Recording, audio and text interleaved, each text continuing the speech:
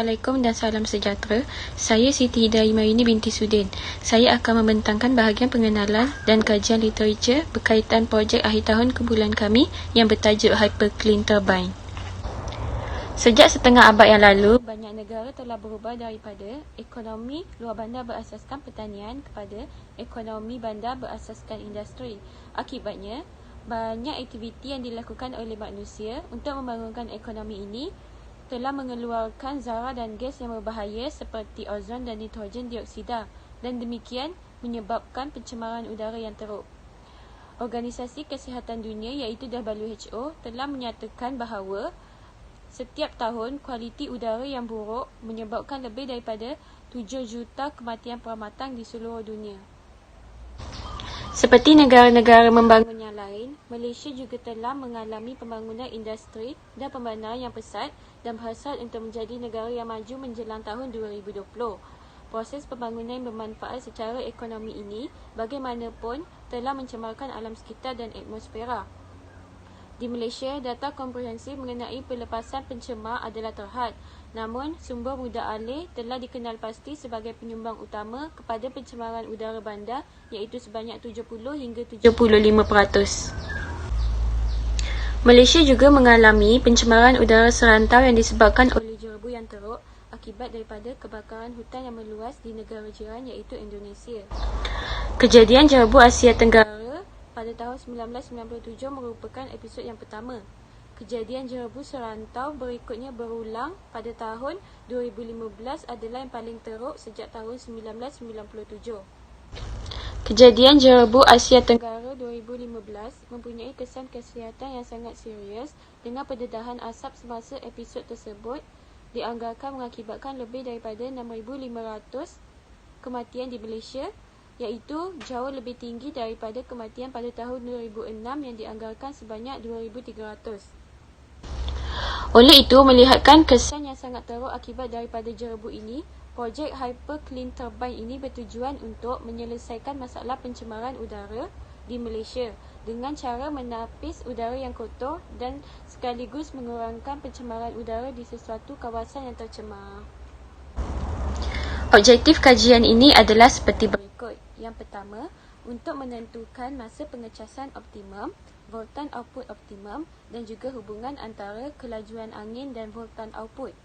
Yang kedua, untuk merancang dan membuat model yang dapat membantu mengurangkan pencemaran udara. Dan yang ketiga, untuk menentukan penurunan bahan cemar di udara setelah model diletakkan dan dipasang. Skop projek ini adalah umum, terutamanya di kawasan yang mempunyai bacaan indeks pencemaran udara yang tinggi. Model yang siap diuji di kawasan Universiti Malaysia Terengganu.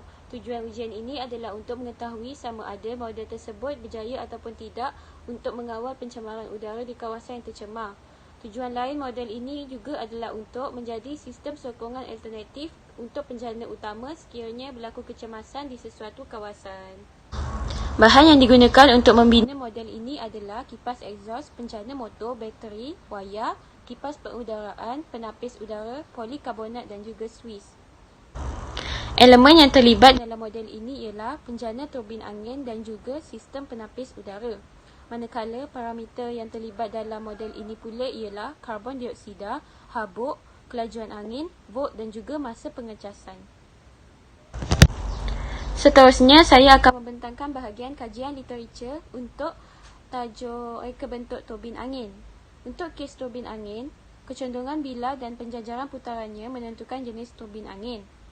Turbin angin dengan bilah mendatar yang diselaraskan ke tanah dikenali sebagai turbin angin paksi mendatar ataupun dipanggil sebagai hot.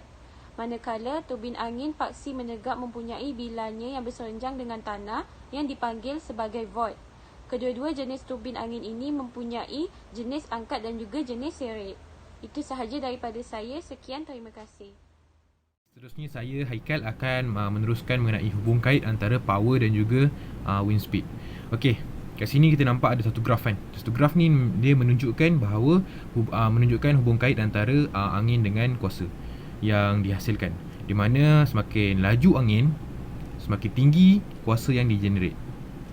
Okey, kat sini dikatakan power is proportional ataupun kuasa ni lah sejajar dengan velocity angin, di mana dapat dibuktikan melalui apa tu nama dia ni, formula ni, di mana P is equal to 1.0 darab dengan R kuasa 2 darab dengan V kuasa 3, di mana R kuasa 2 itu adalah radius dan V kuasa 3 adalah velocity, dan semua ni adalah sejajar, di mana kita nampak daripada formula ni ianya adalah directly proportional.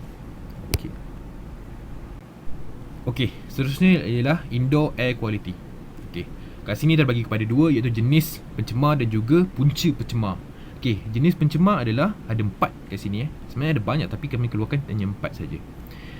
Yang pertama ialah organik, yang kedua ialah inorganik ataupun bukan organik, dan yang ketiga ialah smoke tobacco ataupun rokok lah senang cerita, dan yang keempat adalah combustion ataupun pembakaran. Itu adalah semua jenis-jenis apa nama dia tu, ialah pencemar.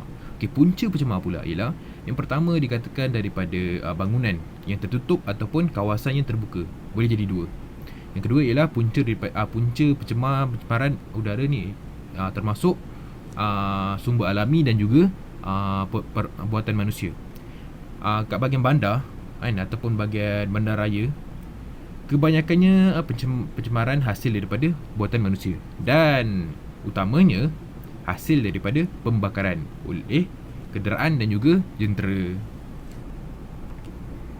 Okey, seterusnya ialah metodologi ataupun bab 3 ni lah, cara-cara kan, proses semua cerita lah. Okey, kat sini nampak ada dua chart kan, dua carta, iaitu carta Gantt dan juga carta Ali kan. Carta Gantt ini bagi saya zoom sedikit. Okey kan, nampak di sini carta Gantt bermula daripada start dan terusnya literature review dan conceptual design. Okey, di mana conceptual design ni dibagikan kepada dua, iaitu wind speed data collection dan juga CO2 data collection. Dan selepas kita selesai data collection, kita akan bergerak kepada conceptual evaluation, di mana kita akan evaluate data-data tersebut untuk proses memilih bahan-bahan yang digunakan untuk fabricate model tersebut. Seterusnya fabrication process, dan seterusnya ialah testing kan. Selepas testing ialah finishing. Okey, sekiranya berjaya, kita akan terus bergerak ke report writing. Sekiranya tidak akan bergerak kepada modification. Modification ni ialah kita memperbaikilah mana satu yang rosak ataupun mana yang tak jadi tu kan, dan akan yang menurus dan pergi ke end terus. Okey, untuk flowchart pula. Flowchart ni bermula dengan start. Maksudnya wind dan filter ni adalah kita punya konsep kan, konsep is model tersebut, dan seterusnya data collection. Data collection ni dia bagi kepada RPM, dust dan juga CO2, di mana itu adalah untuk bahagian filter.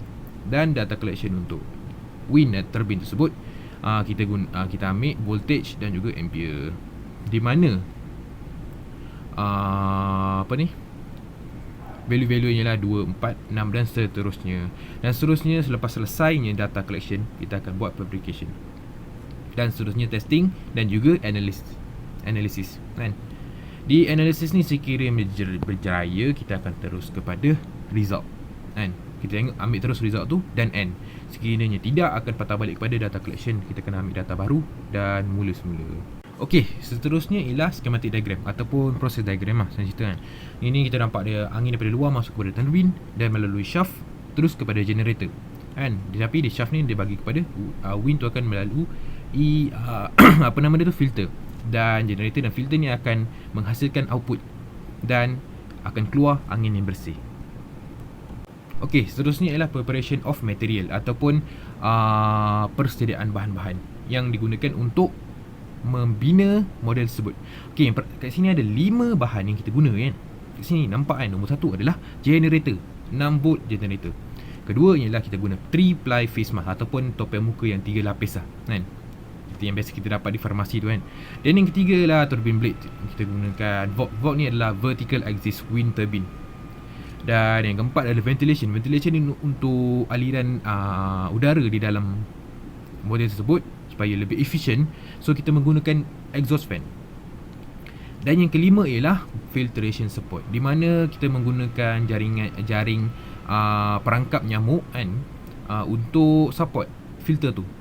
Di mana support ni yang dimaksudkan ialah kita bagi dia tegap kan, sebab emas ni kan lembut kan, so kita letak jaring dia akan tegap, so bila masuk dalam model tu dia tak akan bergoyang-goyang lah, so lebih efisien lah. Okey, seterusnya ialah testing involved. Okay, testing ni kita ada dua kan, iaitu measuring wind speed dan juga measuring air quality, di mana kita menggunakan e-sampler dan juga anemometer. Di mana sebenarnya ialah e-sampler dan anemometer ni adalah satu, di mana anemometer ni terdapat di e-sampler juga. So daripada e-sampler ni kita dapat data untuk kelajuan angin dan juga kualiti udara. Okey, itu sahaja, sekian daripada saya. Terima kasih. Nama saya Khairul Anwar bin Amlan.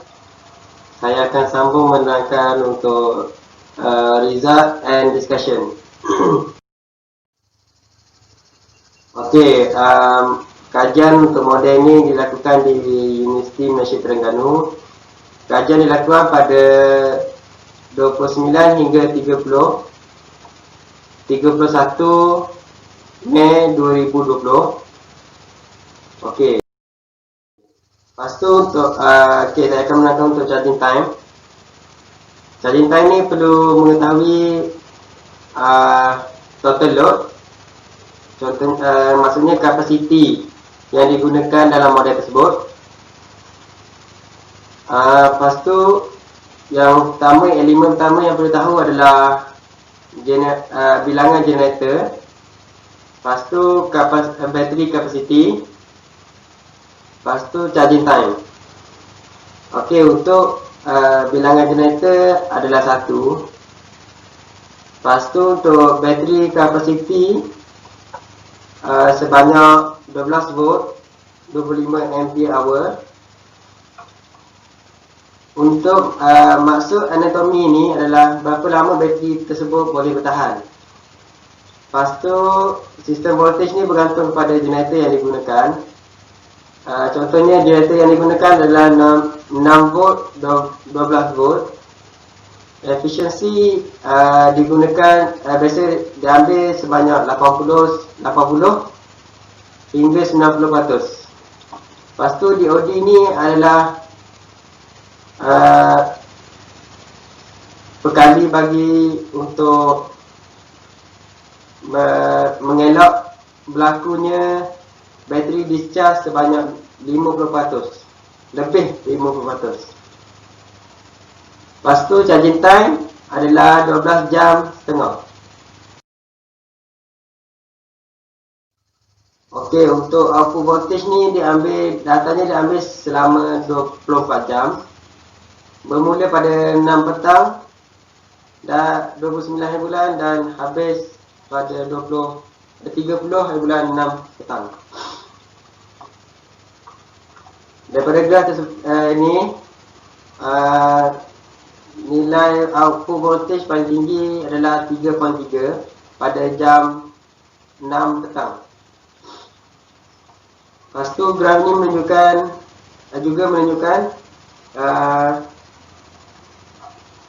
output voltage meningkat bermula pada pukul 10 pagi sehinggalah petang, kerana angin pada waktu tersebut juga tinggi. Okey, untuk data bagi habuk pula, kajian ini dilakukan selama 12 jam. Data diambil daripada graf ni, garisan biru ni menunjukkan sebelum letak filter, manakala untuk garisan jingga ni pula data yang selepas diletak filter. Daripada graf tersebut menunjukkan jumlah habuk menurun apabila diletakkan filter. Okey, untuk CO2 pula sama juga seperti habuk. Daripada graf ini menunjukkan garisan biru adalah data sebelum letak filter, manakala untuk garisan jingga pula data yang selepas letak filter. Garisan jingga ini menunjukkan pengurangan yang begitu baik berbanding garisan biru. Ini menunjukkan filter berfungsi dengan baik. Okey, keberkesanan untuk filter ini bagi dust, bagi habuk sebanyak 18.45%. Manakala karbon dioksida pula CO2 sebanyak 25.9%. Okey, setelah kami melakukan kajian ke atas model kami, model kami menunjukkan keputusan yang baik,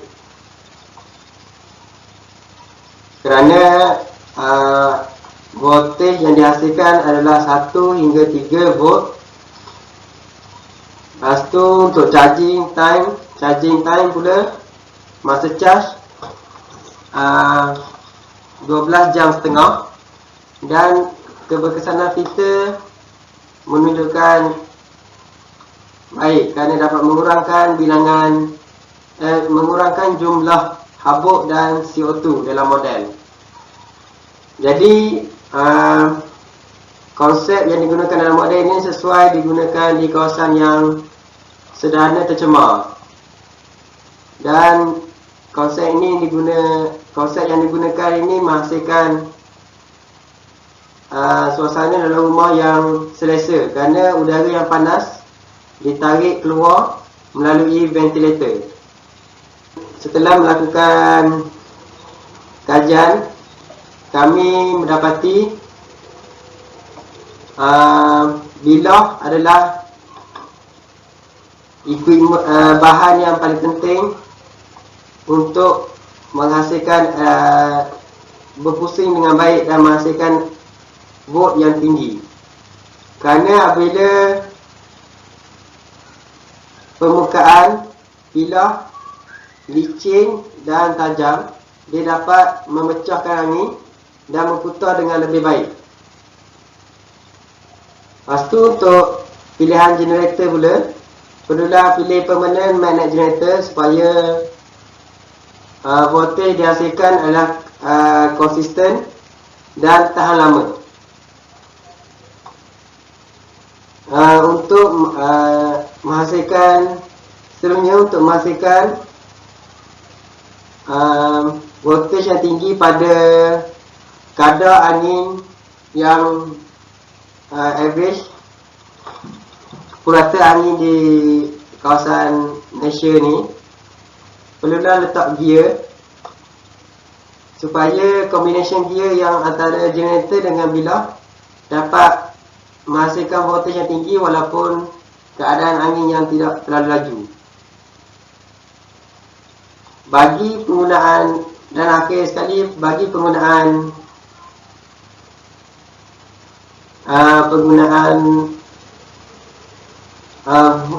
volt yang tinggi dalam rumah, kapasiti, seperti nak letak penggunaan kipas, lampu,